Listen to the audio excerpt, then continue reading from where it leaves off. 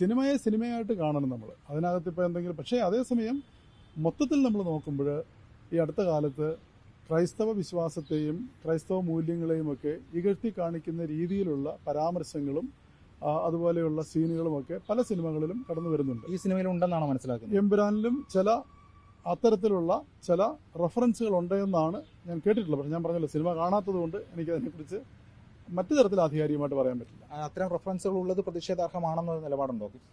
തീർച്ചയായിട്ടും. കാരണം ഒരു മതത്തെയും, ഇപ്പം ക്രൈസ്തവ മതത്തെ മാത്രമല്ല, ഒരു മതവിശ്വാസത്തെയും സിനിമ എന്ന് പറയുന്നത് ഒരു എൻ്റർടൈൻമെൻറ്റ് മേഖലയാണ്. അത് ജനത്തെ എൻ്റർടൈൻ ചെയ്യാനായിട്ട് നമ്മൾ ഉപയോഗിക്കണം.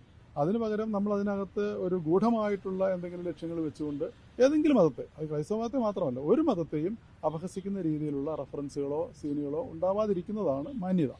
അല്ല, ഖേദപ്രകടനം അത് അതിനകത്തൊരു വസ്തുതയുണ്ടെങ്കിൽ, ഈ പറഞ്ഞ കാര്യങ്ങളിൽ വസ്തുതയുണ്ടെങ്കിൽ അവർ ഖേദം പ്രകടിപ്പിച്ചത് നല്ല കാര്യമാണ്. കാരണം നമുക്ക് തെറ്റാർക്കും പറ്റാം, ഒരു ഓവർസൈറ്റൊക്കെ ആർക്കും ഉണ്ടാവാം. അത് ബോധ്യപ്പെട്ട് കഴിയുമ്പോഴത്തേക്ക് അതിനെ അംഗീകരിക്കുന്നതിൽ തെറ്റില്ല. എൻ്റെ ആവിഷ്കാര സ്വാതന്ത്ര്യം മറ്റൊരാളുടെ അവകാശത്തിന് വിഘാതമാവരുത്, അത്രയേ ഉള്ളൂ. അങ്ങനെ നമ്മൾ കാണുക. പരസ്പര ബഹുമാനം ഉണ്ടായിരിക്കണം ഏതൊരു ആവിഷ്കാര സ്വാതന്ത്ര്യത്തിലും.